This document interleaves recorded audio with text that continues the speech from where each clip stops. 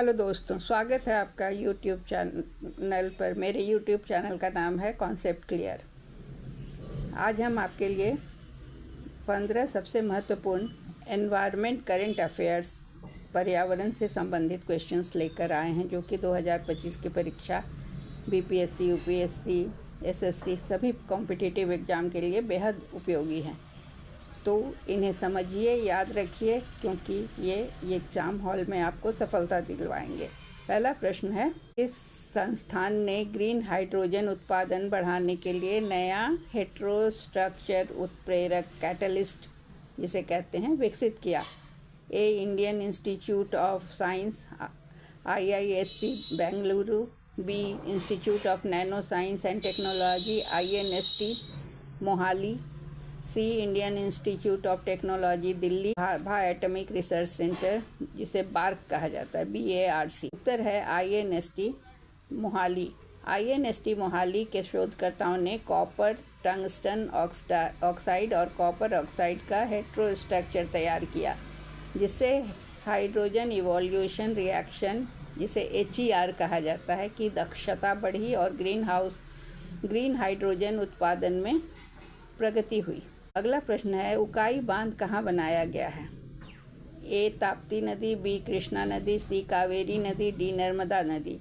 उत्तर है ए, तापी नदी, नॉट ताप्ती। कृपया सुधार लेंगे, तापी नदी। उकाई बांध तापी नदी पर बना है। यह गुजरात का दूसरा सबसे बड़ा जलाशय है। हाल ही में भारी वर्षा के बाद इसे 1.19 लाख क्यूसेक पानी छोड़ा गया। क्वेश्चन नंबर 3, 2025 का विश्व पर्यावरण दिवस थीम और मेजबान कौन था? A, time for nature Colombia. B, ecosystem restoration Pakistan. C, ending plastic pollution दक्षिण Korea. C, land restoration Bharat. उत्तर है सी, एंडिंग प्लास्टिक पॉल्यूशन दक्षिण कोरिया।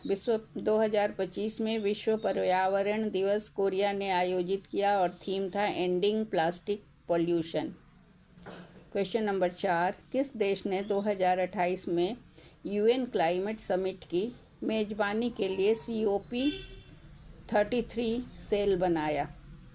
ए, जर्मनी। बी, रूस। सी, भारत। D, Brazil. उत्तर है सी, भारत। भारत ने COP33 सेल का गठन किया ताकि 2028 में UN क्लाइमेट समिट की मेजबानी की तैयारी कर सके। अगला प्रश्न है 5वां, अंतर्राष्ट्रीय न्यायालय जिसे इंटरनेशनल कोर्ट ऑफ जस्टिस कहा जाता है ICJ ने 2025 में जलवायु परिवर्तन पर क्या राय दी? ए, केवल पेरिस समझौते की सदस्य जिम्मेदार हैं। बी, जलवायु संधियां कस्टमरी लॉ की जगह लेती हैं। सी, राज्यों का कर्तव्य है कि गंभीर पर्यावरणीय नुकसान रोका जाए। डी, जलवायु प्रभाव केवल राष्ट्रीय विषय है। उत्तर है सी, राज्यों का कर्तव्य है कि गंभीर पर्यावरणीय नुकसान रोका जाए। ICJ ने कहा कि पेरिस समझौते जैसी संधियां सामान्य अंतर्राष्ट्रीय दायित्वों को नहीं हटाती, सभी राज्यों को जिम्मेदारी लेनी होगी। क्वेश्चन नंबर 6, ब्रिटेन में कौन सा विधेयक जलवायु और जैव विविधता लक्ष्यों को जोड़ने के लिए प्रस्तुत किया गया है? A, climate emergency act. B, nature only bill. C, climate and nature bill. D, ecological responsibility act. उत्तर है C, climate and nature bill. यह विधेयक जलवायु और प्रकृति दोनों के लक्ष्य को तय करता है और क्लाइमेट और नेचर असेंबली बनाने का प्रावधान करता है। Question number 7, Copernicus climate change service के अनुसार 2024 का वैश्विक तापमान कैसा रहा? ए, सबसे गर्म वर्ष +1.6 डिग्री सेल्सियस पूर्व औद्योगिक स्तर से ऊपर।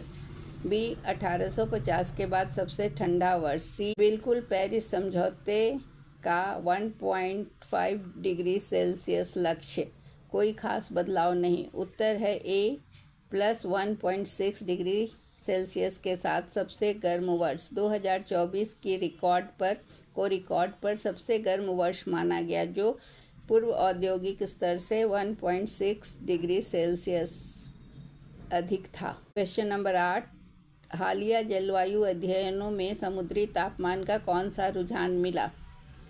ए समुद्री गर्म लहरें कम हुई। बी तापमान वृद्धि की दर 4 गुना हुई 1985 से 1979 बनाम 2019 से 2023। कोई बदलाव नहीं। डी वैश्विक समुद्री सतह ठंडी हो रही है।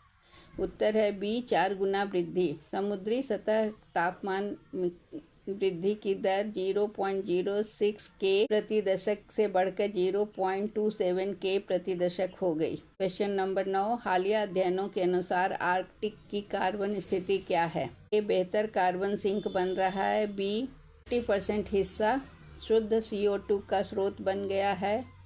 सी कोई बदलाव नहीं। डी 2020 पूरी तरह कार्बन न्यूट्रल। आंसर है बी 30% हिस्सा शुद्ध CO2 स्रोत बन गया है। अध्ययन में यह दिखलाया कि आर्कटिक